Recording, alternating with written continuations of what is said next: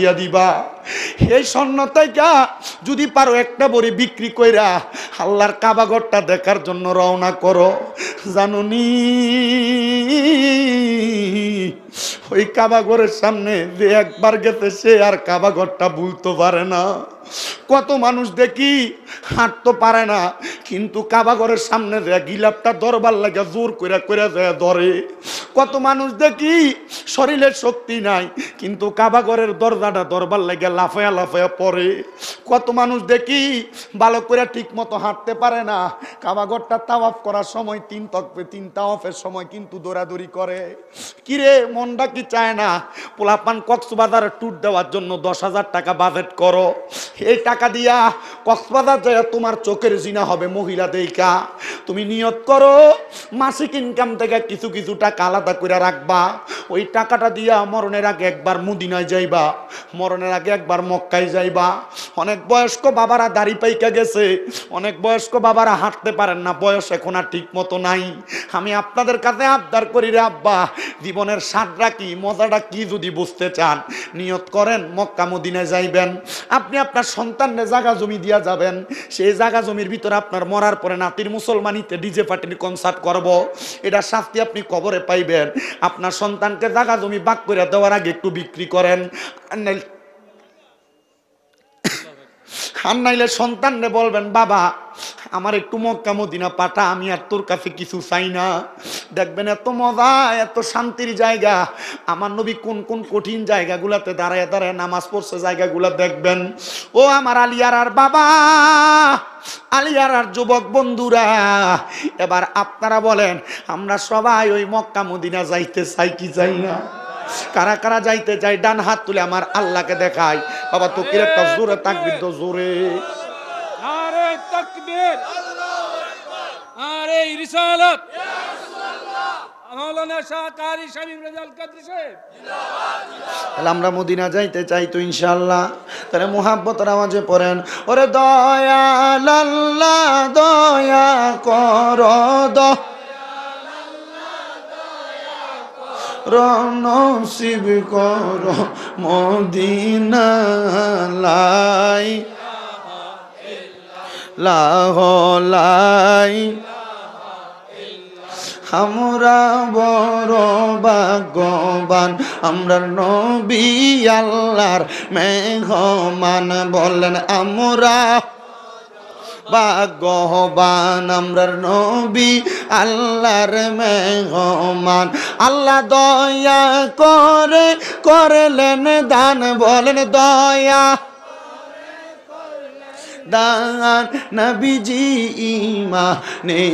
ইমান লা ইলাহা। স্পিকারের সামনে থেকে সরো। লা ইলাহা লা ইলাহা ইল্লাল্লাহু মুহাম্মাদুর রাসূলুল্লাহ সাল্লাল্লাহু আলাইহি ওয়াসাল্লাম।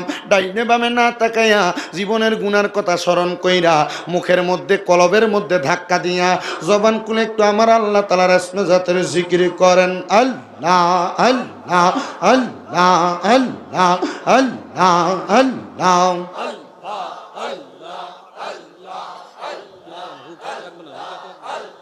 আল্লাহ করবো আল্লাহ আল্লাহ। দয়াল নবী আপনি গুণ মোহনী মারহাবা। দয়াল নবী আপনি গুণ মোহনী মারহাবা। আপনার জন্য বানাইয়াছে গো আমার আল্লাহ সারাটা দুনিয়া গো নবীজি নবী আপনি নবী উলাম বিয়া মারহাবা।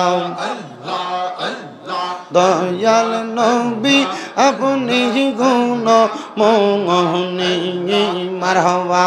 আল্লাহ আল্লাহ আল্লাহ কারবালা আর বিচার জাহলা গো আমরা সইতে পারি না মারহাবা আল্লাহ আল্লাহ হাসান শহীদ জহরেতে হোসেন কারবালায় হায়রে হাসান শহীদ জহরেতে হোসেন কারবালায় কারবালা আর বিচার জালা গো আমরা সইতে পারি না মারহাবা জবানটা খুইলা আল্লাহ রে আল্লাহটাকে শরম নাই আল্লাহ আল্লাহ আল্লাহ আল্লাহ হাসান শহীদ জহরেতে হোসেন কারবালা হায়রে জয়নাল আবেদিন বন্দি হইল এজিদার জেলখানায় কারবালা আর বিচার জালা গো আমরা সহিতে পারি না মারহাবা আল্লাহ আল্লাহ হায়রে ও গুণের বাঙাই বাঙাই রে কারবালা নিল তোমায় কে গে মারহাবা হায়রে ও গুণের বাঙাই বাঙাই রে কারবালা নিল তোমায় কে গে মারহাবা আল্লাহ আল্লাহ এই দিদার দুশ্মনে তোমায় মারিল পরানে গুণের বাঙাই বাঙাই গো কারবালা নিল তোমায় কে গে মারহাবা আল্লাহ আল্লাহ আল্লাহ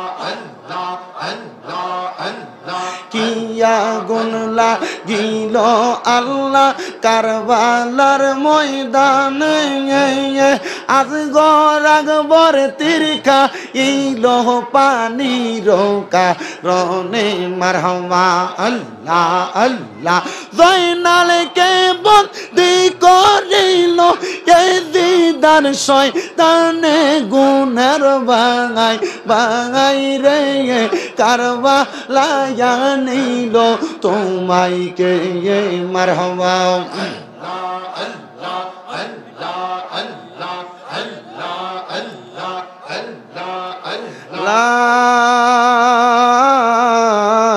ইলাহা ইল্লাল্লাহ মুহাম্মাদুর রাসূলুল্লাহ সাল্লাল্লাহু আলাইহি ওয়াসাল্লাম। একটা জবানও বন্ধ রাখবেন না, জবান খুলে বলেন আমরা জিকির করলাম কার? মোহাব্বতের আওয়াজে বলেন না কার? আল্লাহ তাআলা আমাদের সবাইকে কবুল করেন, জোরে বলেন আমিন। বন্ধুরা রে আমার আর ডাইনে বামে যাচ্ছি না, আমি আমার বয়ানের ধারাবাহিকতা টানতেছি এখান থেকে। আমরা সবাই তো আল্লাহর বান্দা, রাসূলে পাকের উম্মত, কথা কন্যা ঠিক কিনা? আমার ভাই কালাম পাটোয়ারি অ্যাডভোকেট সাহেব কইছে দোয়া করতাম, আমি চিন্তা করলাম এখন দোয়া করলে দুই একটা উইটটা যাইব গা, আমি লাস্টে দিয়ে দোয়া করে দেব ওয়াজ শেষ করে। কি করেন আপনারা? আরে বক্তা আছে, প্রধান বক্তা জাকির হোসেন হেলালি সাহেব, দেখতে দেওয়া যা বুড়া মানুষের মতো, কিন্তু আমরা ওয়াজ করে সুন্দর।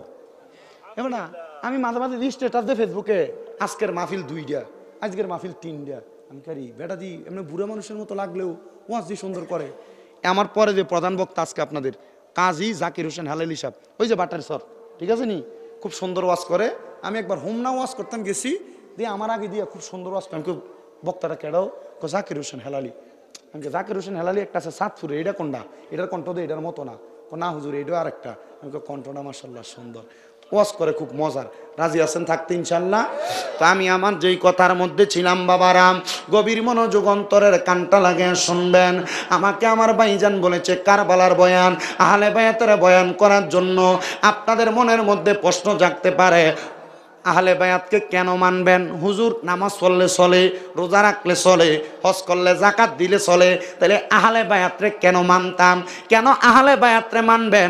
আমার আল্লাহ তাআলা কোরআনুল কারীমে ওয়াজ করতেছে, বিসমিল্লাহির রহমানির রহিম, কুল লা আসআলুকুম আলাইহি আজরান ইল্লাল মাওয়াদ্দাতা ফিল কুরবা জবানটা খুইলা জোরে কোন আল্লাহু আকবার। বন্ধুরা রে আমার, এই আয়াতে কারিমার সরল অনুবাদ হলো আল্লাহ তাআলা আমার নবীকে বলে আপনি তাদেরকে জানাইয়া দেন আমি তোমাদের কাছে কোনো বিনিময় চাই না, তোমাদের কাছে কোনো কিছুর জন্য ফায়দা চাই না। আল্লাহ কিসের ফায়দা? বলে আল্লাহ যে তোমাদেরকে বানাইলো, আখিরি নবীর উম্মত বানাইলো, ওই নবীর উম্মত বানানোর কারণে তোমাদের কাছে আমার আল্লাহ কোনো বিনিময় চায় না। এই কাশেম পাটোয়ারি কি বলে পাটোয়ারি মোড় এলাকার মধ্যে এই যে যায়, এখানে কোনো দোকান ভাড়া নিলে মাসিক বেতন ভাড়া দেওয়া লাগে 2000, ধরে নিলাম 2000 টাকা ভাড়া। কিন্তু আপনি যদি দোকানটা না দেখেন, আপনারা কেউ বললো 2000 টাকা ভাড়া, আপনি রাজি হবেন না? আপনি রাজি হবেন না। আল্লাহ কয় বান্দা আমি তোমাদেরকে জানাইলাম তোমাদের কাছে কোনো বিনিময় চাই না, তবে হ্যাঁ আমি আল্লাহ ঘোষণা করলাম ইল্লাল মাওয়াদ্দাতা ফিল কুরবা। আল্লাহ আপনি কি চান? আল্লাহ কয় যারা আমার বন্ধু নবীর নিকটবর্তী, আমার নবীজির কাছের মানুষ, তোমরা তাদেরকে ভালোবাসো, মুহাব্বত করো, এদেরকে ভালোবাসলে আমি আল্লাহ তোমাদের কাছ থেকে বিনিময় আদায় হয়ে যাবে। মাবুদ গো, কেমন বিনিময় আদায় হবে আপনার কাছে জানতে চাই। আমার আল্লাহ তাআলার পেয়ারা হাবিব মুহাম্মাদুর রাসূলুল্লাহ সাল্লাল্লাহু আলাইহি ওয়াসাল্লাম নবী আমার বলে আমার নিকটবর্তী কারা একটু শুনে নাও। আল্লাহর নবী বলে আমার নিকটবর্তী হইল তারা, আমি নবীর বংশ যারা। নবী গো আপনার বংশ কারা? এবার আমার নবী বলতেছে আল্লাহর কোরআনের আয়াত, ইন্নামা ইউরিদুল্লাহু লিইয়ুযহিবা আনকুমুর রিজসা আহলাল বাইতি ওয়া ইউতাহিরাকুম তাতহীরা। জবান খুলে জোরে পড়েন আল্লাহু আকবার। আমার আল্লাহ তাআলা বলেন নিশ্চয় যারা আমার নবীর আহলে বায়াত, আমার নবীর বংশধর, আমি আল্লাহ তাদের মধ্য থেকে সমস্ত প্রকার পাঙ্কুলতা অপবিত্রতা দূর করে ওয়ায়ুতাহিরাকুম তাতহীরা, আমি আল্লাহ তাদেরকে পবিত্র বানিয়ে দিলাম। আল্লাহ তারা কারা? তাদের পরিচয়টা এবার আপনি আমাদেরকে দেন। এখন যে সময়, এটা কি শীতকাল না গরমকাল? কিতাব আনছ ওই এটা এদিক দিয়ে সুইটটা গেছে তো, তাড়াতাড়ি করো, মাধব দে না, আরে না তো আগে দিকে এসো, আমার সময় নষ্ট হইতেছে। আবার ওই দিক দাঁড়াই রয়েছে, তার হাতে আছে কষ্টি, আবার আরেকজনেরটা লেগে অপেক্ষা করে, এটা তো লাগে, তারা এখানে আটকাও।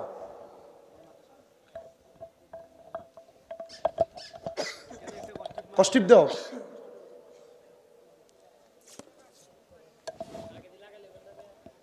আর এটি কই লাভ নাই, এটি জ্বালা আর অস্থির নতুন না, এটি পুরানি, ধরো হিন্দে লাগাও থাক, এটি কইয়েন না, এটি কইয়েন না, এটি কইয়েন না, এটি কইন কইয়া পরে ফসবো, বেড়া আছে অনেক ইয়াতে, এটি কইলে দুইনের ফসল লাগবে। এটা শক্ত করছ না উপরে বান্ধ,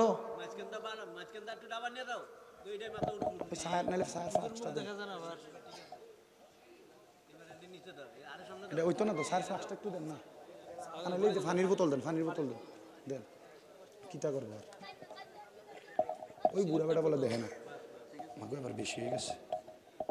আল্লাহ কবুল করুক, জোরে কোন আমিন, মোহাব্বতে কোন আমিন। এও এ আলিয়ার মানুষ দোয়ান ফাটার থেকে আর আইন টাইন না, পরে দোয়ানদার হেতারা যদি মাল সামান আনছে এটি বেসন লাগবো, পরে আমরা সব চললে হেতারা বেসন লাগতো না, যা আইসেন আলহামদুলিল্লাহ। আর যদি ফারেন দুই একজন মুসলাম আসছি দিয়ে উঠটা যাই জ্ঞান, আমরা যাই গেলে আমার ওয়ার শেষ। আল্লাহ কবুল করুক, জোরে কোন আমিন। এবার সাহাবাই কেরাম একটা ডাক দিয়া কই, ইয়া রাসূলুল্লাহ, নবী গো, ও দয়ার নবীজি, আপনার কাছে জানতে চাই, আপনি নবী বলেন না, আমার আল্লাহ দে বলল আপনার আহলে বায়াতদেরকে সব অপবিত্রতা দূর করে পবিত্র বানাইছে। এ আহলে বায়াত কারা? আপনি নবী আমাদেরকে চিনিয়া দেন। তো নবী আমার আহলে বায়াত চিনাইতেছে। এখন কালটা কি কাল? জোরে কোন।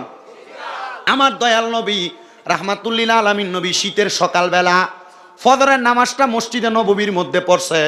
মসজিদে নববী তাইকা যেদিকে ফিরা কেবলার দিকে নামাজ পড়ে, ঠিক ডাইন হাতের কর্নার বরাবর একটা মসজিদ আছে, কোবা মসজিদ আসেনি? কোবা মসজিদ, কোবা মসজিদ, যে মসজিদের ভিতরে 2 রাকাত নামাজ পড়লে একটা উমরা হজের সওয়াব। এই কোবা মসজিদ এবং মদিনা শরীফের মধ্যবর্তী একবারে ঠিক আর একটু ডান পাশে মা ফাতেমার ঘর মোবারক, দেখছেন নি? মা ফাতেমার ঘর মোবারক। বন্ধুরা রে আমার, আমার নবী ফজরের নামাজটা আদায় কইরা, ফজরের নামাজের পর আরেকটা নফল ইবাদত আছে এশরাক, কন্যা কি নামাজ? এরা চিন্তা করতেছে হুজুর 5 ওয়াক্ত নামাজই তো পড়ি না, এশরাক পড়ে মন সময় এই সবাই নাই। আমি কিন্তু আমার ওয়াজের ফাঁকে ফাঁকে এলেমওয়ালা বক্তা না, আমি হচ্ছি নর্মাল বক্তা। মানে আমি যা ওয়াজ করি, কোরআন হাদিস পড়ি, আমার ওস্তাদদের এলেম থেকে আমি আমার সিনা এবং বেনে নিয়া এগুলা মাঠে বলি। মাঝে মাঝে দুই একটা আমলের কথা বইলা দিয়া যায়, মানুষ এটি শুনে শুনে আমল করে। কত মানুষ আমল করে।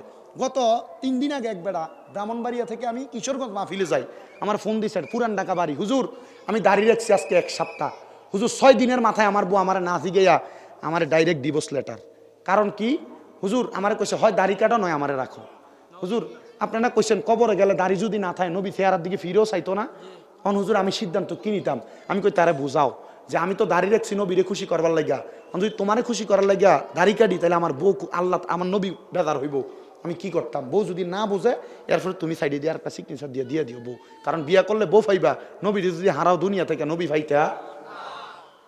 আমার ওয়াজের সফলতা এইটা, ওয়াজের সফলতা এইটা। আমার ওয়াজ দিয়ে বেশি হেদায়াত আমার মনে হয় না মানুষ বেশি হয়েছে, তবে যা হয়েছে পাক্কা হেদায়াত হয়েছে।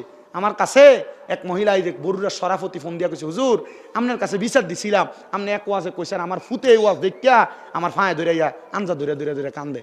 কাহিনী কি?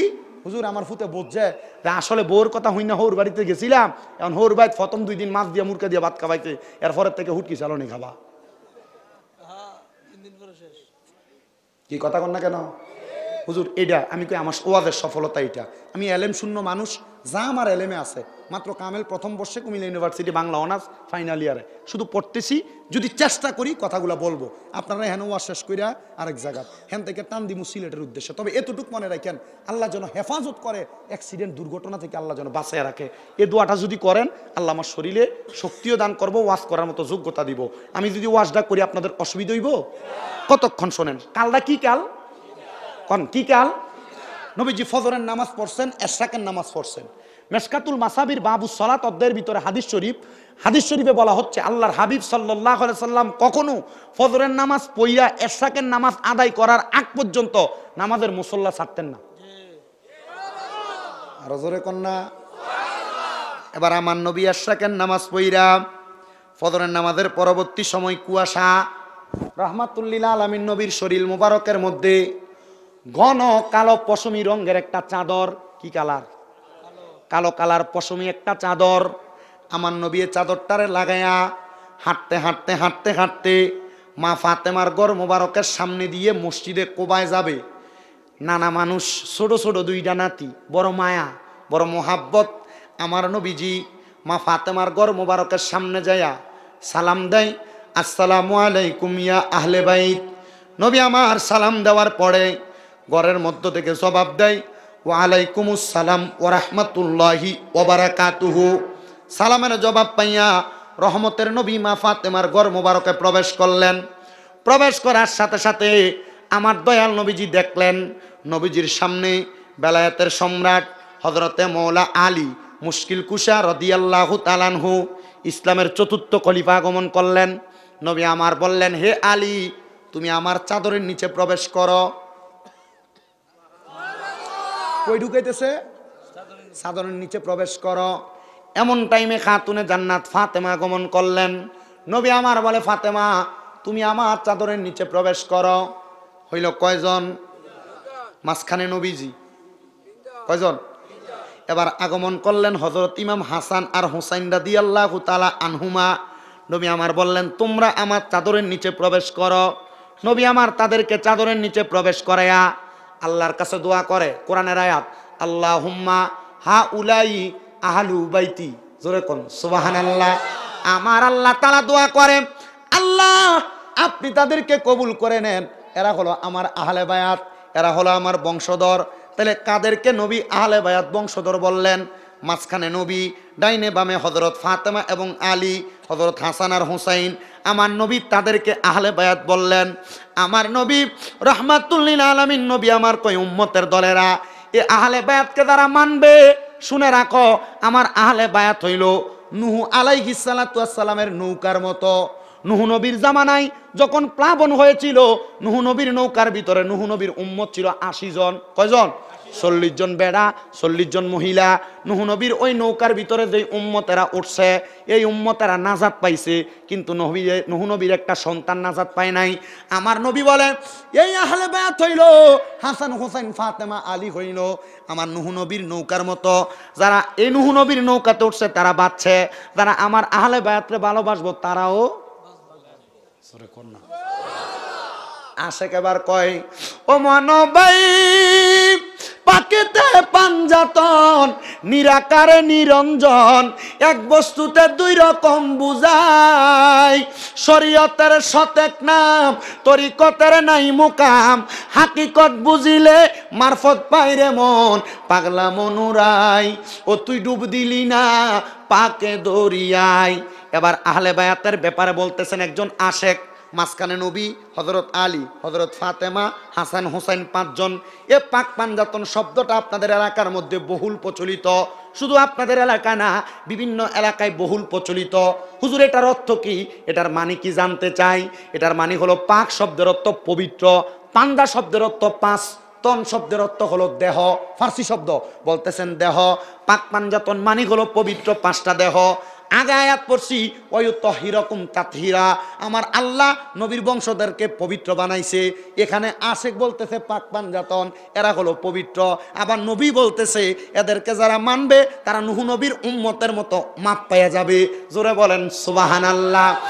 ও বন্ধু গো, ও নবীর উম্মতের দলেরা, ওয়াজটাকে আমি ভেঙে ভেঙে আপনাদেরকে বোঝানোর চেষ্টা করি, যেহেতু আমার সাবজেক্টটা সোয়াদে কারবালা দেওয়া হয়েছে। মুহাব্বত নিয়ে বয়ানটা শ্রবণ করার চেষ্টা করবেন। আমার রহমাতুল্লিল আলামিন নবী ওই আহলে বায়াতদেরকে নিয়ে যখন সামনের দিকে হাঁটে, খাতুনে জান্নাত ফাতেমা তার ঘরের মধ্যে, হযরত ইমাম আলী ওনার ঘরের মধ্যে, নবীজি 2 জন নাতিকে হাতের মধ্যে ধরে ধরে নিয়ে মসজিদে কুবার মধ্যে প্রবেশ করলেন। আমার নবীজি মসজিদে কুবার মধ্যে 2 রাকাত নামাজ আদায় করে আবার মসজিদে নববী মদিনা শরীফে আগমন করলেন। মদিনা শরীফের একটা জায়গা বারান্দা, যে জায়গার মধ্যে 70 জন মতান্তরে 72 জন সদস্য থাকতো, যাদেরকে হাদিসের ভাষায় বলে আহলে সুফা। তারা নবীজির কাছ থেকে হাদিস বর্ণনা করতেন, হাদিস শুনতেন। আমার নবী আহলে সুফার বসার জায়গাটা, ও বাবা, যে জায়গাটাকে বলা হয় বর্তমান রিয়াজুল জান্নাহ, বর্তমান পুরাটা কিন্তু মসজিদে নববী, পুরাটা কি হেরাম পবিত্র জায়গা, কিন্তু যে রিয়াজুল জান্নার বর্তমান যে জায়গাটা আবু বকর গেট, ঠিক নবীজির রওজা মুবারকের পাশে, নবীজির মিম্বরের পাশে। আমার নবীজি হযরত ইমাম হাসান রাদিয়াল্লাহু তাআলা আনহু এবং হুসাইন রাদিয়াল্লাহু তাআলা আনহুরে একজনরে নবীজির ডান রান মুবারকের উপর বসাইছেন, আরেকজনকে ওনার বাম রান মুবারকের উপর বসাইছেন। বসায়া আমার নবীজি তাদেরকে চুম্বন করতেছেন, চুম্বন। সুবহানাল্লাহ, আর জোরে কোন সুবহানাল্লাহ। আমার নবী রাহমাতুল্লিল আলামিন নবী যখন তাদেরকে চুম্বন করে, এবার খাতুনে জান্নাত ফাতেমা, ছোট ছোট বাচ্চা, এদেরকে দেখে না, মন তো বড় কান্দে। উনি নবীজির মদিনা শরীফের দিকে আগমন করতেছে। এমন টাইমে আমার নবীজি অন্যদিন যেভাবে হযরত হাসান হোসেনকে আদর করে, ওই দিন আর এমনে আদর করে না। আমার নবীজি ইমাম হাসান রাদিয়াল্লাহু তাআলা আনহুর ঠোঁট মোবারকের মধ্যে চুমা দিতেছে। কোথায়? অন্যদিন কপালে চুমা দিতেন, কিন্তু আজকে ঠোঁট মোবারকের মধ্যে চুমা দিতেছে। ও মুসলমান, ও নবীর উম্মতের দলেরা, আমার নবীজি ইমাম হুসাইন রাদিয়াল্লাহু তাআলা আনহুরে গলা মুবারকের মধ্যে চুমা দিতেছে, গলা মুবারকের মধ্যে। আমার নবী রাহমাতুল্লিল আলামিন নবীজি এমন চুমা যখন দেয়, হযরত ফাতেমা এটা দেখছে। খাতুনে জান্নাত ফাতেমা আমার নবীর সামনে দৌড়ে আসলেন আর ডাক দিয়া বললেন, ইয়া রাসূলুল্লাহ, ইয়া হাবিবাল্লাহ, বাবা জান, আপনাকে দেখলাম আপনি আজকে অন্য দিনের তুলনায় অন্যভাবে হাসান হোসেনকে আদর করতেছেন। বাবা, আজকের আদরটার কারণটা আপনি আমারে বলেন না। আমার নবী রাহমাতুল্লিল আলামিন নবী কয়, ফাতেমা, অন্যদিন আমি ইমাম হাসানের হাতের মধ্যে চুমা দেই, কপালের মধ্যে চুমা দেই, গালের মধ্যে চুমা দেই। আমি কেন হাসানের ঠোঁটের মধ্যে চুমা দিলাম জানো? কেন গো, কেন? বলে, আমার কাছে অল্প কিছুক্ষণ আগে জিব্রাইল আলাইহিস সালাতু ওয়াস সালাম আগমন করেছে। জিব্রাইল খবর দিছে, ইয়া রাসূলুল্লাহ, ইয়া হাবিবাল্লাহ, নবী গো, ও গো মায়ার নবী, আমার আল্লাহ তাআলার পেয়ারা হাবিব হাবিব আপনি শুনে নেন, অল্প কিছুদিন পরে আপনি নবী দুনিয়াতে থাকবেন না।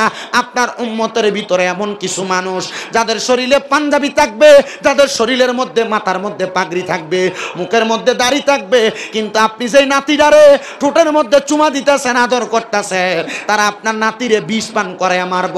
নবী গো, ও দয়ার নবী, আপনি এই জন্য নিয়ে আপনার নাতিরে চুমা দিতেছেন। আমার নবী ডাক দিয়া কয়, ফাতেমা, ও ফাতেমা, শোনো শোনো শোনো, আমি নবীকে আমার আল্লাহ বলেছেন রহমাতুল লিল আলামিন নবীজি, আমি নবীর ঠোঁট মোবারক যেই জায়গায় লাগবে বিশুক্রিয়া সে জায়গাকে মারতে পারবে না। আল্লাহর কসম, ইমাম হাসান রাদিয়াল্লাহু তাআলা আনহুরে একবার না, দুইবার না, তিনবার না, 6 বার বিষ পান করাইছে, 6 বার ইমাম হাসান মারা যায় নাই। ওগো ইমাম হাসান, আপনি কেন মারা যান নাই? বলে যেই ঠোঁটের মধ্যে রাহমাতুল লিল আলামিন নবীর ঠোঁট মোবারক লাগছে, ওই ঠোঁটের মধ্যে বিষের চাইতে মারাত্মক কিছু যদি দিয়ে দেওয়া হয়, ওই বিষ দিয়া আমি হাসানকে মারতে পারবে না।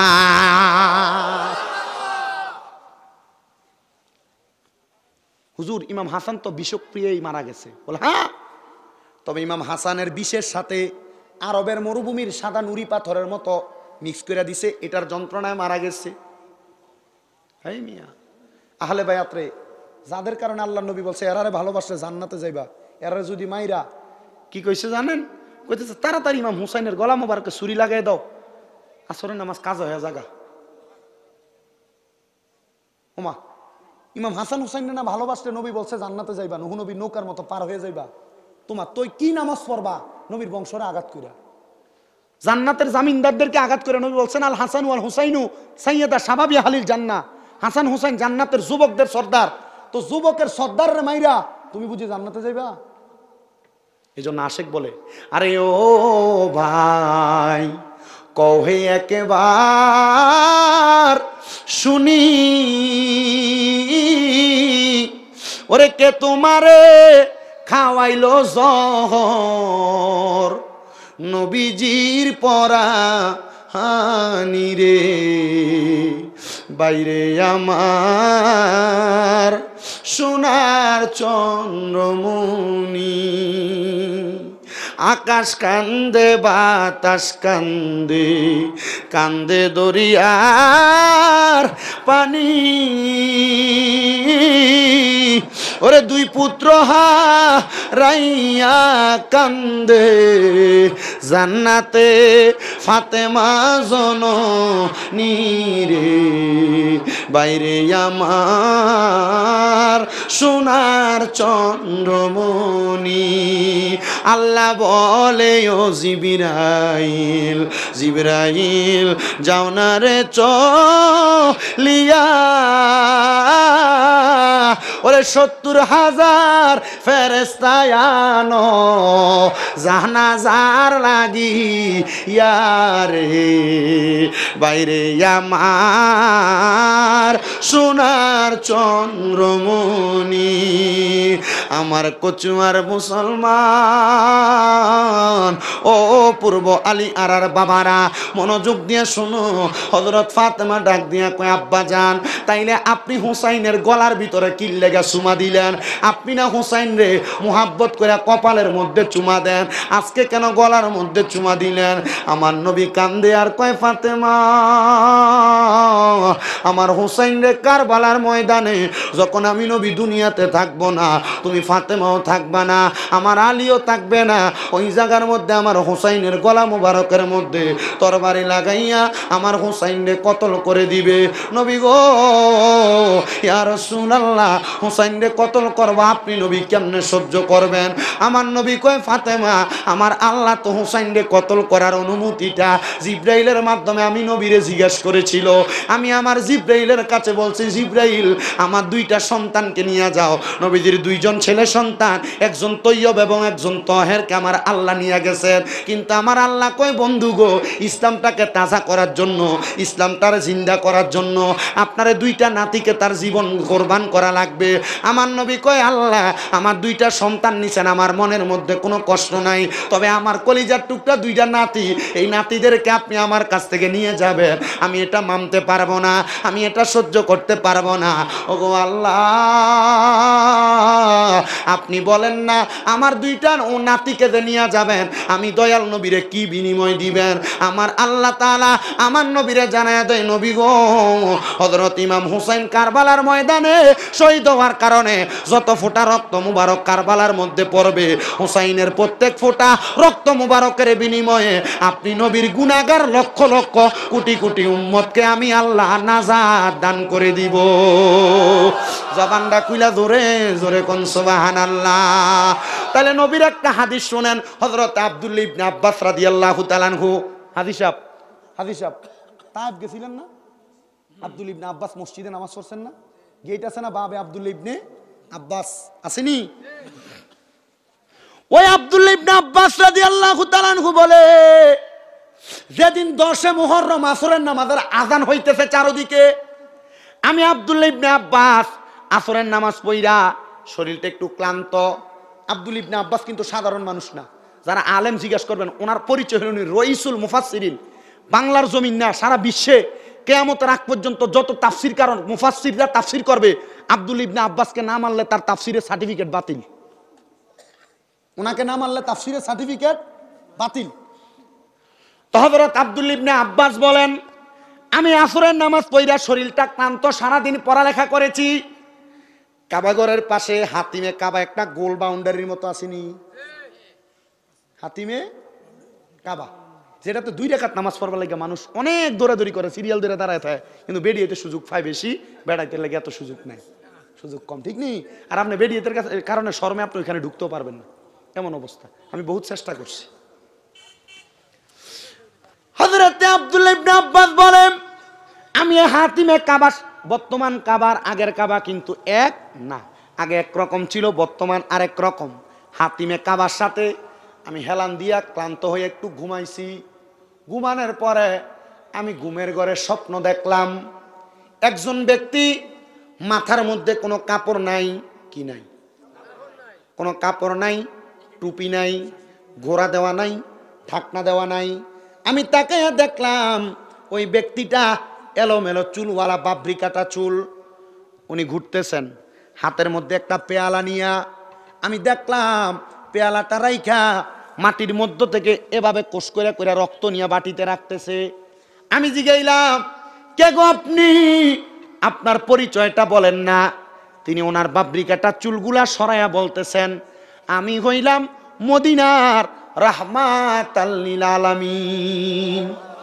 কি গো নবী, আপনার ঠোঁট মুবারকের মধ্যে ধুলাবালি দেখা যায়, আপনার চুল মুবারকের মধ্যে ধুলাবালি কেন দেখা যায়? আমার নবী কয়, আব্দুল্লাহ ইবনে আব্বাস শুনো শুনো শুনো, কারবালার ময়দানের মধ্যে আমার হুসাইনকে কতল করে দেওয়া হয়েছে রে, আমার হুসাইনকে শাহাদাত করে দেওয়া হয়েছে। আমি নবী যেই গলা মুবারকের মধ্যে চুমা খাইতাম, ওই গলাটারে আলাদা করে দেওয়া হয়েছে। আমি নবী ওই কারবালার মধ্যে যাইয়া আমার নাতির ঠোঁট মুবারকের মধ্যে চুমা দিছি। এজন্য কারবালার ধুলাবালিগুলা আমি নবীর মুখ মুবারকের মধ্যে লাগা। ইয়া রাসূলুল্লাহ, ইয়া হাবিবাল্লাহ, নবী গো, রক্তগুলা কেন আপনি এ জায়গার মধ্যে নিতেছেন?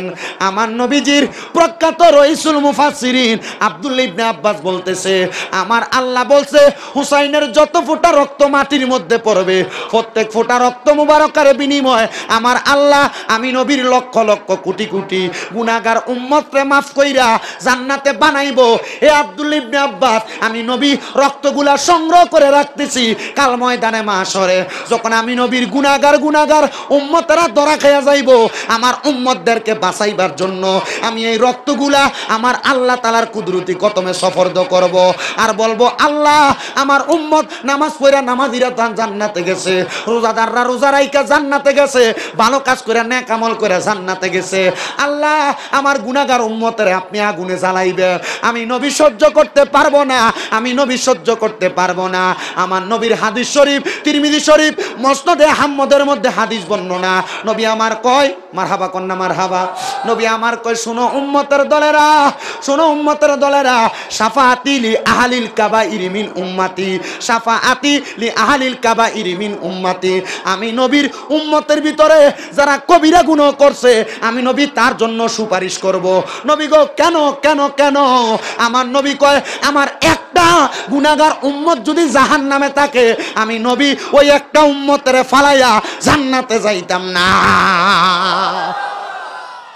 এ আলিয়ার মানুষ আমরা সুন্নিরা নবী নবী করি না, এটার কারণে আমরা ভণ্ড কয় না, বেদাতি কয় না।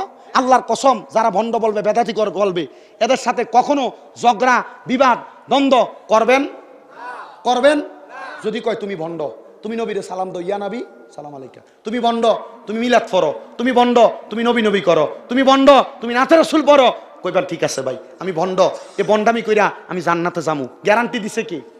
ওই বেটা নবী দিছে, গ্যারান্টি দিছে কি? নবী। আমার নবীজির একটা উপাধি হইল মুস্তাজাবাতুদ দাওয়াত। বলেন মুস্তাজাবাতুদ দাওয়াত। নবীজির শব্দ আল্লাহ কবুল করবে। নবী কয় আমি নবী আল্লাহর কাছে দোয়া করছি আর আল্লাহ কবুল করছে না, এমন একটা ঘটনাও নাই। সুবহানাল্লাহ কইতেন না?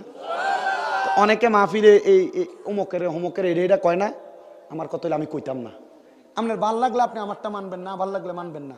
কি দরকার ফিটাফিটি, কি দরকার মারামারি, কি দরকার? আপনি আপনার মতো থাকেন, আমি আমার মতো থাকি। আমি আমারটা পালন করি, আমার ভিতরে মোহাব্বত আছে, এশক আছে, আমি এশক দিয়ে কাজ করি। বলো হুজুর তারাও তো নবীর উম্মত, তারা কেন মানে না? তারা কেন মানে না? এটা হেরারা যায় জিজ্ঞাল কথা কন না কেন? দ্বন্দ্ব করা যাবে? মারামারি ফিটাফিটি কাটাকাটি তর্কাতর্কি দরকার নাই। ভাই সাহেব তোমার ভাল লাগে না তুমি মানো না, আমার ভাল লাগে আমি মানি। যদি কয় তাহলে তুমি ভাল লাগে মানো, এটা কোরআন হাদিসে নাই। কোরআন হাদিস কি আপনি বোঝেন? আপনি উত্তর দিবেন কই থেকে? তখন আপনার একটা কয় আপনি কোন হ্যাঁ ঠিক আছে তোরটাই ভালো কথা কন না কেন? তবে দ্বন্দ্বতে যাইবেন, দ্বন্দ্বতে যাইবেন। আমরা কত মানুষ মাজার পূজারি কইছে না, আল্লাহ মন্দির পূজারি বানায় ছেড়ে দিছে কতরারে, ঠিক না? আমার কথা হলো আমি দ্বন্দ্ব মারামারি কাটাকাটি ফানাফানি বিরোধিতা করা আমার উদ্দেশ্য না। আমার উদ্দেশ্য প্রত্যেক মুসলমানকে আল্লাহ রসুল কোরআন হাদিস মোতাবেক জান্নাতের পথটা দেখায় দেওয়া। জাওয়ানের মালিক আমনে কথা কন না, ঠিক আছে না? যাওয়ার মালিক আমনে।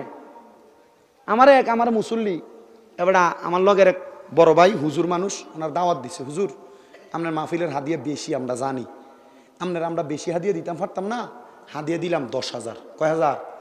10,000। হুজুর এই ওয়াজ যে করবেন আপনি আমার মুসল্লি যা আছে এটি জান্নাতের গেট পর্যন্ত পৌঁছাই দিবেন, হ্যাঁ নিয়ে সারিয়ে দিয়ে আপনি চলে যাবেন। না ভাই আমার তো 15,000 দন লাগে, আমি ওই তো না এটা দিয়া আপনার তো কইলাম আপনি জান্নাতে ফোসানোর দরকার নাই, সোতারারে আপনি জান্নাতের গেটে নিয়ে ছাড়িয়ে দিয়েন। তো কি লেগা? জান্নাতের গেটে নিয়ে ছাড়িয়ে দিলে তারা জান্নাতে যাইবো না জাহান্নামে যাবো, সিদ্ধান্ত তারা লইব। আমার কাম হইল আপনার কোরআন হাদিস দিয়ে বোঝানো, আমার কাম হইল আপনার হেকমতের মাধ্যমে বোঝানো। জান্নাতে যাওয়ার কাম আপনি করবেন কি করবেন না সিদ্ধান্ত আপনার। কথা কয় না, কথা কয় না, ঠিক কিনা? এজন্য আশেক কয় ওরে গোলামে জেনে নেন গো নবী আপনারই দরবারে, গোলামে জেনে নেন গো নবী আপনারই দরবারে। নবীর প্রেমে দেব সাঁতার, নবীর প্রেমে দেব সাঁতার রহমতের সাগরে, নবীর প্রেমে দেব সাঁতার রহমতের সাগরে। গোলামে জেনে নেন গো নবী আপনারই দরবারে, গোলামে জেনে নেন গো নবী। আরে কত জন যাই দলে দলে সোনার মদিনায়, মন আনন্দে ঘুরে বেড়ায় সোনালি রওজায়। ওই জিগান মক্কা মদিনাতে গেছে, মদিনা শরীফে নবীরে সালাম দিয়া বাবু সালাম দিয়ে ঢুকে, ওমর ইবনে খাত্তাব দরজা দিয়ে বিলাল দরজা দিয়ে বাইর হয়, বাইরে যে কয় আরে ভাল লাগে না আরেকবার যদি সালাম দিতাম পারতাম, আবার ঘুরেই আবার ঢুকে, আবার বাইর হলে আবার ভাল লাগে না, আবার ঘুরেই আবার ঢুকে। এজন্য আসে কয় কত জন যাই দলে দলে সোনার মদিনায়, মন আনন্দে ঘুরে বেড়ায় সোনালি রওজায়। তারা জিজ্ঞাসিলে বলে সবাই, জিজ্ঞাসিলে বলে তারা প্রাণটা শীতল হয় রে। গোলামে জেনে নেন গো নবী আপনারই দরবারে, গোলামে জেনে নেন গো নবী আপনারই দরবারে। একটা জবানও বন্ধ রাখবেন না, যেই নবী আপনি উম্মতরে ছাড়া জান্নাতে যাবে না, যেই নবী আপনি জাহান্নামে থাকলে জান্নাতের দরজা বন্ধ করবেন না। আপনারা বলেন ওই নবীর মাহফিলে আইসা আপনার ভালো লাগে না খারাপ লাগে? আমার নবী কই উম্মত আমি নবী দুনিয়াতে থাকবো না, আমি নবীর নাতির গলা মুবারকের মধ্যে ছুরি চালাইবো। ও নবী কেমনে গো? আমার নবীজি আবার দুনিয়া থেকে রওজা মুবারকে চলে গেলেন। হযরত ইমাম হাসান, হযরত ইমাম হুসাইন, হাসান রাদিয়াল্লাহু তাআলা আনহু বিদায় হয়ে গেল। আমার ইমাম হুসাইন রাদিয়াল্লাহু তাআলা আনহু মক্কার পার্শ্ববর্তী জায়গার মধ্যে বসবাস করে। হযরত ইমাম হুসাইনের কাছে ইরাকের কুফা নগরী থেকে একটা করে 1250 চিঠি দিছে। কয়শো? 1250 চিঠি। কিন্তু ইমাম হুসাইন যখন চিঠি পায় সবাইকে নিয়ে বসতেছে, আপনারা অনুমতি দেননি আমি ওই জায়গায় যাইতাম কুফানগরীতে। পুরা মক্কার মানুষ কয় আপনি ওই কুফানগরীর চিনেন না, কুফানগরীর মানুষগুলা বেঈমান। বলে কেন? বলে আপনার বাবা হযরত আলী নামাজের ভিতরে দাঁড়াইছে, তারা আপনার বাবার পায়ের মধ্যে তীর মেরে দিছে দাওয়াত দিয়ে নিয়া। আপনার বাবার খাবারের গোশত বকরির গোশতর ভিতরে তারা বিষ দিয়া দিছে। আপনি ইমাম হোসেন সেখানে গেলে তারা আপনারও মানবে না, আপনারও তারা আঘাত করবে। আপনি যাইয়েন না, যাইয়েন না। 1250 লাস্ট একটা চিঠি যখন দিছে, ওই চিঠির মধ্যে কুফানগরীর মানুষ লেখছে, হে ইমাম হুসাইন তুমি যদি কারবালাতে না আসো, যদি আমরা তোমার কাছে বায়াত না করাও, তাহলে তোমার নামে আমরা হাসরের ময়দানে নবীর কাছে নালিশ করাম। বলে কিসের নালিশ করবা? বলে আমরা চাইছি হুসাইনের কাছে বায়াত হওয়ার জন্য, হুসাইন আমাদের দাওয়াতে আসে নাই। ইমাম হুসাইন বলে এই প্রশ্নটা দেখা আমার বড় কষ্ট লাগছে, আমি রওনা করলাম কুফানগরীর উদ্দেশ্যে। এমন টাইমে হযরত ইমাম হুসাইন রাদিয়াল্লাহু তাআলা আনহু যখন যাবে, মুসলিম বিন আকিল একজন আহলে বায়াতের সদস্য ইমাম হুসাইনের সামনে দাঁড়িয়ে গেছে। ভাইজান এখন যাইয়েন না। বলে কেন? বলে আপনি যদি এখন কুফানগরীতে যান, আপনারে যদি ওই এজিদারা মাইরা ফেলে, যদি অন্ধকার কবরে যাওয়ার পরে আমার নবী আমি মুসলিম বিন আকিল রে প্রশ্ন করে তুমি বাইচা থাকতে আমার হুসাইন কেন আগে কুফানগরীতে গেছে, তুমি কি যাইতে পারলা না? আমি মুসলিম বিন আকিল নবীর কাছে কোনো জবাব দিতে পারবো না। আমি যাব, আমি যাই যদি আপনারা খবর দেই ওই জায়গার অবস্থা ভালো, তাহলে আপনি যাইয়েন, আর নচেত আপনি যাইয়েন না।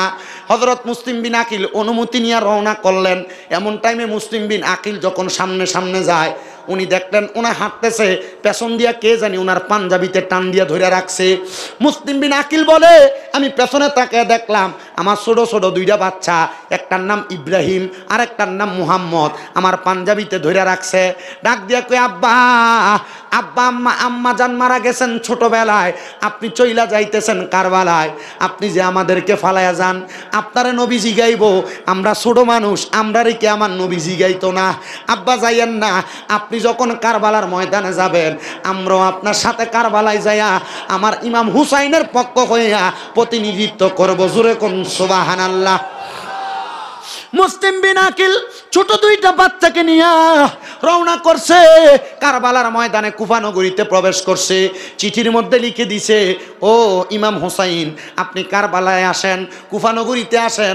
আপনি কুফানগরীতে আসলে আপনি এই জায়গার অবস্থা বড় ভালো দেখা যায়, বড় শান্তশিষ্ট দেখা যায়, আপনি আসলে তারা আপনার কাছে বায়াত নিবে। মুসলিম বিন আকিল বলে আমি যখন কুফানগরীতে আসলাম আমার সাথে একসাথে 3000 সৈন্য এই কুফানগরীর ইসলাম ধর্ম গ্রহণ করছে, আমার কাছে বায়াত নিছে। তারা আমার দিয়ে চিঠি লেখাইয়া বাহকের মাধ্যমে এই খবরটা পাঠিয়ে দিছে। এই চিঠিটা লেখা যখন পিয়নের কাছে চিঠিটা দিছে, এবার তারা আমারে আটকায় ফেলছে, বন্দি করে রাখছে। বলতেছে হে মুসলিম বিন আকিল, আমরা তো তোমার কাছে বায়াত নেওয়ার জন্য আসি নাই, তোমরা ইবনে জিয়াদের কাছে, এজিদের কাছে বায়াত নিবা, আর নচেত তোমরা কতল হইবা। মুসলিম বিন আকিল ডাক দিয়া কয় আল্লাহর কসম রে, যেই নবীর হাতে হাত রাইখা বায়াত নিছি ওই নবীর হাতটা চাইরা ইয়াজিদের কাছে বায়াত নিব না, কারণ হুসাইনি মুসলমান যারা তারা কোনোদিন ইয়াজিদের কাছে মাথা নত করতে পারে না।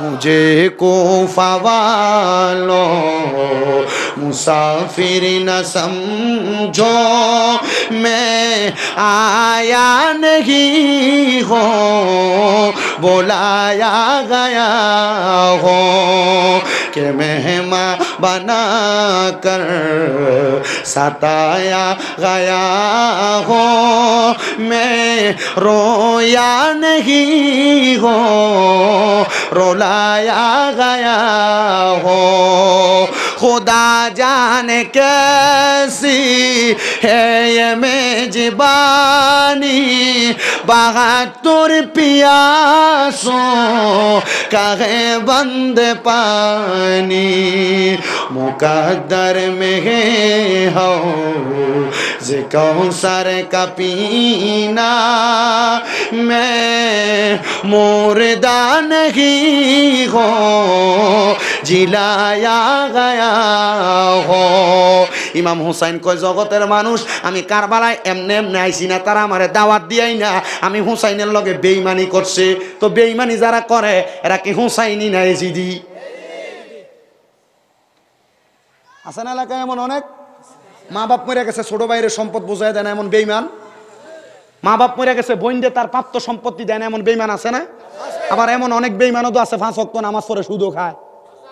এমন অনেক বেঈমানও তো আছে 5 ওয়াক্ত নামাজ পড়ে গোশও খায়। খায়নি? আবার আপনারা এটির ধরে নিয়ে মসজিদের সভাপতি বানান, আমরা ধরে নিয়ে মসজিদের সেক্রেটারি বানান, আপনারা এটির ধরে নিয়ে এলাকার হদ্দার মাতব্বর বানান। সি সি, এদের চরিত্রটা কি? কোন খায় সুদ, খায় হারাম, খায় ফরের হক, এ কেমনি মসজিদের কমিটি হইতো? যা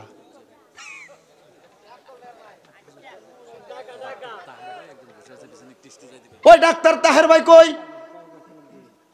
কই রে তাহের ভাই? আরে আপনি চিন্তা করেন আপনার সম্মানটা কত। কই তাহের ভাই?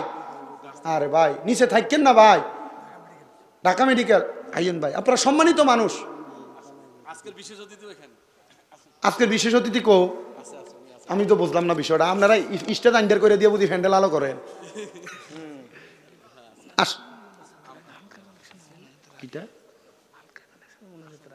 তো শুরু করতে হবে।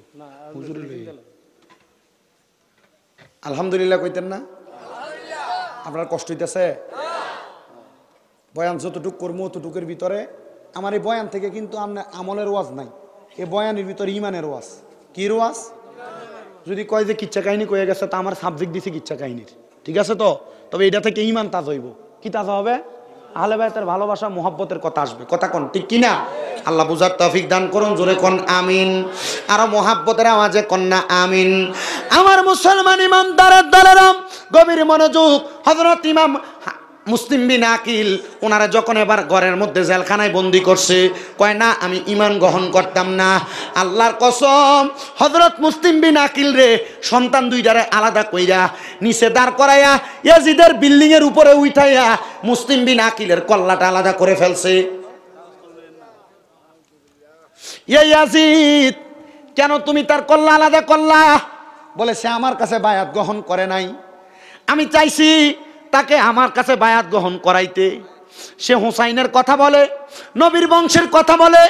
আমি জানতে চাই যে নবী বলছে নবীর বংশরে ভালোবাসলে জান্নাত দিব। মুসলিম বিন আকিল যদি তরবারির আগার মধ্যে থাকে উনি তো ওই নবীর বংশের কথাই বলবে, কারণ আমরা তো সবাই জান্নাতি চাই। জান্নাত যদি চান, কারণ নবীকে ভালোবাসতে হবে, নবীর বংশরে ভালোবাসতে হবে। ছোট দুইটা বাচ্চা এদেরকে জেলখানায় আটকে রাখছে, কিন্তু জেলখানার যে পাহারাদার সে ওই ইমাম হুসাইনের পাগল, ইমাম হুসাইনের ভক্ত। মারহাবা। এবার ইয়াজিদের দলের জেলখানার ওই লোকটা মুসলিম বিন আকিলের ছোট ছোট দুইটা বাচ্চারে ছেড়ে দিছে। ছেড়ে দেওয়ার পরে ওই দুইটা বাচ্চা রাত্রবেলা হাঁটতে হাঁটতে কোনো জায়গার মধ্যে যে রাস্তা পাইতেছে না। আজকে আমার যে অবস্থা হয়েছে আর কি আপনারা এনে আইতে ম্যাকদের থেকে এরপর আর আমি রাস্তা চিনি না। একবার ইন্ডিয়া যায়, একবার ইন্ডিয়া যায়, এক জায়গা তাই আরেকবার দুইবার। বুঝতে পারছেন তো? আমি এভাবে আসতেছিলাম, ঠিক ছোট দুইটা বাচ্চা এমন ভাবে ঘুরতে ঘুরতে কোনো জায়গা পায় না। একটা গাছের নিচে কূপের পাশে যাই এভাবে বসে আছে। সকালবেলা একজন দাসী এসে কূপ থেকে পানি তুলে নিয়ে যাবে। সুন্দর সুন্দর নুরানি চেহারাওয়ালা দুইটা ছেলে দেইকা সে কোলে করে নিয়ে গেছেন। কারণ ওই দাসী যার কাজ করে ওই মহিলা আবার আহলে বায়াতের প্রেমিক। জোরে কোন সুবহানাল্লাহ। দাসীটা ছোট দুইটা বাচ্চারে নিয়ে যখন মহিলার কাছে দিছে, মহিলা আদর যত্ন কইরা ছোট দুইটা বাচ্চারা তার কাছে রাইখা দিছে। কিন্তু এই মহিলার জামাই ছিল আবার এজিদের দোসর। মহিলার জামাইটা রাত্রবেলা বাড়িতে আসছে, খাবার খাবে। এমন টাইমে কানের মধ্যে গুনগুন গুনগুন কান্নার আওয়াজ শোনা যায়। ঘরের দরজা খুইলা দেখে ছোট ছোট দুইটা বাচ্চা কান্না করতেছে। ডাক দিয়ে কই স্ত্রী রে, খবর পাইছুনি মুসলিম বিন আকিলের দুইটা ছেলে ইবনে জিয়াদের এজিদের জেলখানা থেকে পালাইছে। তারারে যদি দইরা নিয়ে যাওয়া হয়, এজিদ বলছে তারা 100টা উট উপহার দিব, আমি এদেরকে নিয়ে যাই। স্বামীটার পায়ের মধ্যে দইরা ওই স্ত্রী ডাক দিয়া কই স্বামী গো, 100টা উটের জন্য আপনি এই নবীর বংশধররে এজিদের হাতে তুইলা দিবেন? না না না, আপনি জান্নাত হারাইবেন এই 100টা উটের কারণে, আপনি জান্নাত হারাইয়েন না। স্বামী বলে আমার স্ত্রী আমারে বাধা দেওয়ার কারণে আমি আমার স্ত্রীর গর্দান আলাদা করে ফেললাম। এমন টাইমে ওনার একটা ছেলে বলছে আব্বা জান আপনি দুইটা ছেলেকে নিয়ে যাইয়েন না, সন্তানের গর্দান আলাদা করছে। উনি চিন্তা করলেন ছোট দুইটা বাচ্চারা রাস্তা দিয়ে হাঁটিয়া যদি নিয়ে যাওয়া হয়, কেউ আমার কাছ থেকে চিনে আনিয়া এদিকে ছোট দুইটা বাচ্চাকে দিয়া এদিদের কাছ থেকে 100টা উট উপহার নিবে। ওই ব্যক্তি মুসলিম বিন আকিলের ছোট দুইটা বাচ্চা, ছোট ছোট মানুষ, বাবরি কাটা চুল, চুলগুলার মধ্যে দইরা দুইটা কূপ দিয়া গর্দানগুলো আলাদা করে পালাইছে। ওই কারবালার ময়দানে ইমাম হুসাইনের শহীদের আগে আরো কয়েকটা কারবালা হয়ে গেছে।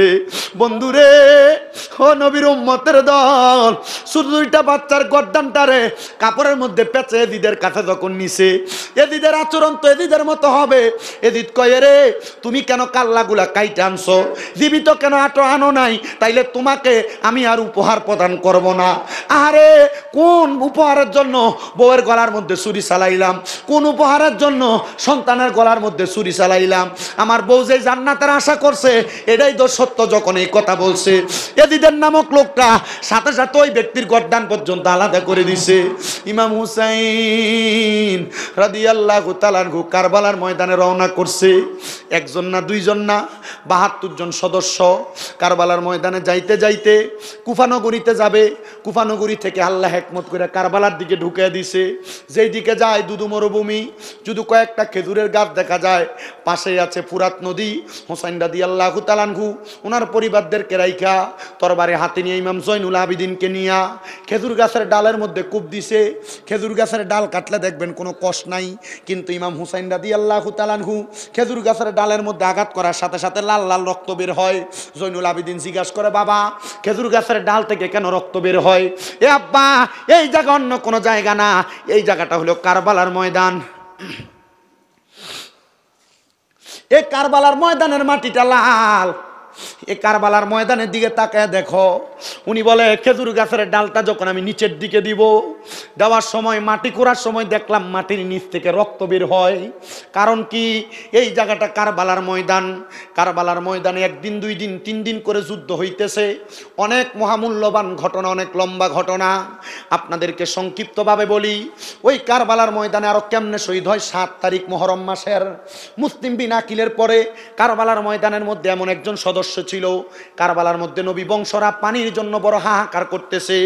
এমন টাইমে মুসলিম বিন আকিলের পরবর্তী সময় ইমাম হুসাইনের বড় ছেলের নাম হলো আলী আকবর, ছোট ছেলের নাম হলো আলী আসগর। বড় ছেলে রওনা করছে কারবালার ময়দানের মধ্যে পানির জন্য। যখন গেলেন ফুরাত নদীর সামনে, পানিগুলা নিয়ে সামনের দিকে অগ্রসর হবে। ওই এজিদের দলেরা হযরতে আলী আকবরের পিছন দিয়ে চাবুকের আঘাত করে, তীরের আঘাত করে। আলী আকবর কয়ে একটু পানিও পান করতে পারি নাই, আমি দৌড়াইতে দৌড়াইতে আমার আব্বা জানের সামনে আসলাম। বললাম আব্বা একটু পানি কি আমারে দিতে পারবেন? উনি ডাক দিয়া কয় এই কারবালার ময়দানে আজকে 7 দিন আমি ইমাম হুসাইন পানি ছাড়া, তোমার ভাই পানি ছাড়া। আমি হুসাইনের জিব্বা তার মুখের মধ্যে ঢুকিয়ে দিলাম, সে জিব্বা চুইসা কোনো পানি পায় না। হাই রে, এরা তো নামাজ পড়ছে, তাহলে এদের নামাজটা কিসের নামাজ, হুসাইনের নামাজটা কিসের নামাজ? পার্থক্য আসেনি? আসেনি বাবা? হুসাইন রাদিয়াল্লাহু তাআলা আনহু কয় আমার সন্তানকে আমি বলছি, এ সন্তান এখন পানি পান করা লাগবে না, রাহমাতুল লিল আলামিন নবী তোমার জন্য হাউজে কাউসারের পানি নিয়া ওই জায়গার মধ্যে দাঁড়ায় আছে, যা যা বিদায় হয়ে গেছে। হুসাইন রাদিয়াল্লাহু তাআলা আনহু 9 তারিখ, ওই 9 তারিখ দিবাগত রাত্রবেলা উনি বলেন আমি চিন্তা করলাম কারবালার মধ্যে আমার সাথে সাথে ছিল 72 জন, একজন একজন করে সব কতল হয়ে গেছে, আমি ইমাম হুসাইন বাকি। আমি চিন্তা করলাম সন্ধ্যাবেলা আসরের সময় পানির জন্য যাব। পানির জন্য ছোট বাচ্চাটারে নিয়ে গেছে আলী আসগর, সামনে গেছে ফুরাত নদীর পারে।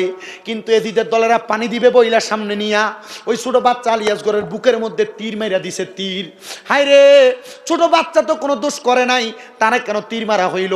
বলে আমাদের শত্রুতা আমি শুধু একজনের সাথে না, নবীর বংশের পুরা পরিবারের সাথে। নবীর বংশ ধ্বংস করতে পারলে আমি এজিদের রাজত্ব কায়েম করা যাবে না রে না। হুসাইনের বংশরে ধ্বংস করতে পারবে না, কারণ আমার আল্লাহ তাআলা এদের বংশের বিস্তারটা কিয়ামতের আগ পর্যন্ত মসজিদে মসজিদে, ঘরে ঘরে, জায়গায় জায়গায়, খানকায় খানকায় এদের বিস্তার লাভ করায়। কথা কোন ঠিক কিনা? বলো হুজুর কেমনে জানতে চাই? অন্য কোন উদাহরণ লাগবে না। হাজীগঞ্জের জমিনে আবেদ শাহ মাদানির দরবার বায়াতে রাসূল বায়াতে খোদা শিক্ষা দেয়নি? দেয়। শাহপুর দরবারে ইয়া পাক পাঞ্জাতন শিক্ষা দেয়। এই এলাকায় অনেক দরবারের মাসে খেদাম পীর মাসেক আসে, আপনাদেরকে আহলে বায়াতের মোহাব্বত প্রেমের কথা বলে। কেন বলে? কারণ তারাও জানে আহলে বায়াতরে না ভালোবাসলে নামাজ রোজা কিছুই কবুল হবে না।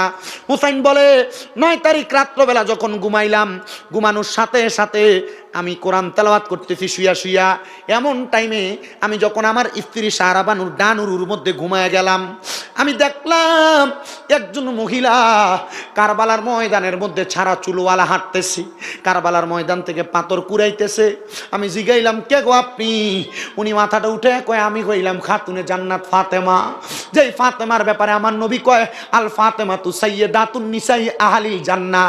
হযরত ফাতেমা হবে দুনিয়ার নবীর উম্মতের, জান্নাতের উম্মতের মধ্যে যারা মহিলা, ওই মহিলাদের জান্নাতের সরদারিনী। ও আমার পূর্ব আলিয়ার মা বোনেরা, কচুয়া এলাকার মা বোনেরা, স্বামীর মনে কষ্ট দিতে সাবধান, স্বামীরে দমক দিয়ে কথা বলতে সাবধান, বেপরদা হইতে সাবধান। মা ফাতেমার ঘোষণা, কোনো মহিলা যদি স্বামীর মনে কষ্ট দেয়, স্বামীরে ধমক দেয়, বেপরদা চলে, বেনামাজি হয়, তাহলে ওই মহিলা আমি ফাতেমার সাথে জান্নাতে যাবে না। যদি মা ফাতেমার সাথে জান্নাতে যাইতে চাও, স্বামীর মনে কষ্ট দিও না, স্বামীরে ধমক দিও না। স্বামী যদি দিনে ঝগড়া করে রাত্রবেলা মুখ ফিরে অন্যদিকে ঘুমায় থাইকো না, বিছানার মাঝখানে কোলবালিশ দিও না। মনে রাখবা আল্লাহর নবীর মাইয়ার সাথে জান্নাতে যাওয়া বন্ধ হয়ে যাবে। হযরত ফাতেমা ডাক দিয়া কয় বাবা হুসাইন, আমি কারবালার ময়দানের পাথরগুলো এই জন্য পরিষ্কার করতেছি, আগামীকালকে তুমি হুসাইনকে এই জায়গার মধ্যে কতল করা হবে। আর আমরা যদি কয় এই রাস্তা দিয়ে গেলে আমারে মারবো, আমি তো এই রাস্তা দিয়ে যাইতাম না, হুসাইন আপনি কেন যান না? কয় যারা হুসাইনি তারা পলায়ন করে না, তারা ইসলাম জিন্দা হতা হে, হার কারবালা কি বাদের অন্তর্ভুক্ত কইরা তারা ইসলামকে জিন্দা রাখার জন্য তাদের রক্তকে কারবালার ময়দানে বিলাইয়া দিতে প্রস্তুত। কথা বলেন ঠিক কিনা? ওই ভারতের দাদা বাবুরা মুসলমানদের মসজিদের ভিতরে হামলা করার, মুসলমানের বাংলাদেশ দখল করার হুমকি দেয়। এরা মনে করছে 71-এর বাংলাদেশ এখন আছে। না না না, ভারতের দাদা বাবুরা এটাও জানা রাখা দরকার, বাংলাদেশের মুসলমান আর 71-এর মতো না। বাংলাদেশের মুসলমানেরা এখন আল্লাহু আকবরকে নামবো। গুরুগোবিন্দ বাদশারে যেমনভাবে হযরত নাসিরউদ্দিন সিপাহসালাহ আল্লাহু আকবর কইয়া রাজপ্রাসাদ ভাঙ্গা দিছে, মুসলমান আল্লাহু আকবর কইয়া নামলেই শেষ। কথা কন। আমরা কাউকে উস্কানি দেই না, উগ্রবাদ করি না। যেহেতু পার্শ্ববর্তী দেশ, আপনাদের দরকার মেনটেন করে এমনভাবে চলাফেরা করা। কি দরকার? আপনি ভারতে বসে বাংলাদেশের হিন্দুদেরকে উস্কায় দেওয়া, তখন হিন্দুরা বাংলাদেশে উগ্রবাদিতা করবে। বাংলাদেশের ভিতরে হিন্দুরা নিরাপদ আছে। বলে হুজুর কেমন নিরাপদ আছে? 2 জিব্বা, এই জিব্বাটার মাঝখানে, দাঁতের চোয়ালের মাঝখানে জিব্বা যেমন নিরাপদ, বাংলাদেশে অন্য ধর্মের মানুষ নিরাপদ কিনা? তা আমরা মুসলমান হিন্দুরা লোক মারামারি করি, দ্বন্দ্ব করি, কাটাকাটি করি, তাহলে এদের সাথে আমাদেরকে দ্বন্দ্ব বাজাই দিতেছে না উস্কাইয়া। তাহলে আমাদের দরকার এদের সাথে সম্পর্ক কি রাখা, কিন্তু বজায় রাখবেন। যে কেমনে রাখবেন? এমন ভাবে রাখবেন যেন ইসলামের উপর আঘাত। আল্লাহ বোঝার তৌফিক দিক। আমিন। জোরে কোন, মুহাব্বতে কোন আমিন। হুসাইন রাদিয়াল্লাহু তাআলা আনহু কয় মা, তাহলে আপনি কারবালা এই জন্য পরিষ্কার করতেছেন কেন? উনি বলতেছে তোমার যদি এই জায়গায় শোয়ায়, যে শরীরের ভিতরে একটা মশামাছি বসে নাই, যদি পাথরের আঘাত তোমার পিঠে লাগে, আর তুমি যদি একবার নানা কয়ে চিল্লাম দাও, রাহমাতুল্লিল আলামিন তোমার চিৎকার সহ্য করতে পারবে না। এই জন্য আমি এই পাথরগুলো সরাই দিতেছি। ও মুসলমান, হযরত ইমাম হুসাইন ওনার জানটা বিলিয়ে দিছে কারবালার ময়দানে। ইমাম হুসাইন যখন শহীদ হবে, বলছে আল্লাহ আমার এই মুহূর্তে কাতল করার আগে, শহীদ করার আগে 2 রাকাত নামাজ আমি ইমাম হুসাইন আদায় করব। কয় রাকাত? 2 রাকাত পড়তে দিছে না, 3টা সেজদা দিছে। আরেকটা সেজদা দেওয়ার আগে কল্লাটা গর্দানটা আলাদা করে দিছে। ও হুসাইন আপনি কেন জীবন দিলেন? কয় নানার ইসলাম ধর্মরে বাংলার মানুষ না, বিশ্বের মানুষের কাছে প্রেজেন্টেশন করার জন্য। বলেন এই ইসলাম এই ওয়াজ মাহফিলের মাধ্যমে জারি থাকুক, আমরা চাই কি চাই? এই কারা কারা চাই? 2 হাত তুলে আমার আল্লাহকে দেখায়, আল্লাহ যেন কবুল করে। জোরে পড়েন আমিন। হাত নামান। ইমাম হুসাইন তো ওনার জীবন দিছে, আমি আপনার কাছে জীবন চাই না, একজন শুধু হাত তুলবেন, হুজুর এই ওয়াজ মাহফিলের ময়দান কবরবাসীর মাগফেরাতের জন্য যুব সমাজ আয়োজন করেছে, হুজুর আপনার মধ্য থেকে আগামী বছরে মাহফিল হবে, আজকে তো এত সুন্দর মাহফিল, 7তম মাহফিল, আগামী বছর মাহফিলের জন্য আমি একজন 20,000 টাকা এ মাহফিলে দান করব। আমার মা কবরে বাবা কবরে লাখ লাখ টাকা সম্পদ দিয়া গেছে, আমার মা বাবার জন্য দোয়া করেন, আপনার মা বাবার জন্য দোয়া করা হবে। একজন সন্তান হাতটা বাড়ায় বলবেন আমি 20,000 টাকা দিব। বলে হুজুর 20,000 পারতাম না, 10,000 লইয়া যান, আমার মার জন্য দোয়া করেন। আমি আগে বইলা দিই, আপনার মা বাবা আপনার অনেক জায়গা সম্পদ দিয়ে গেছে, ওই জায়গা সম্পদে আপনি বসবাস করেন, যদি ওই বাড়ির ভাড়া মাসে 5,000 টাকা দিতেন, 12 মাসে 60,000 টাকা ভাড়া লাগতো। আপনার মা বাপ তো কবর থেকে 60,000 টাকা চায় না। বলে হুজুর ওই মা বাপরে যেন আল্লাহ কবরে জান্নাতের ঘর দান করে, আমি আমার বাড়িটার ভাড়াও তো দিতাম, হুজুর ওই মা বাবার সম্পদ ব্যবহার করার কারণে তারা লেগে দোয়া চাইয়া আমি 10,000 টাকা দেব আগামী বছর। আসেননি কোনো সন্তান, হুজুর আমি ধন্য মায়ের ধন্য সন্তান, ধন্য বাবার ধন্য সন্তান, আমি আমার বাবার জন্য দোয়া চাই, মার জন্য দোয়া চাই, আমি দান করব 10,000 টাকা। কে দিবেন? 1 নাম্বার খাস করে দোয়া করা হবে। একজন বলবেন হুজুর আমার মা নাই, দোয়া করেন।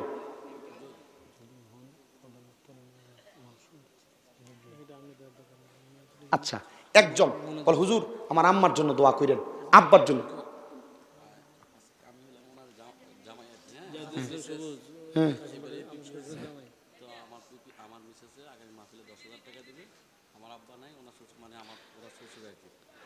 নারে তাকবীর,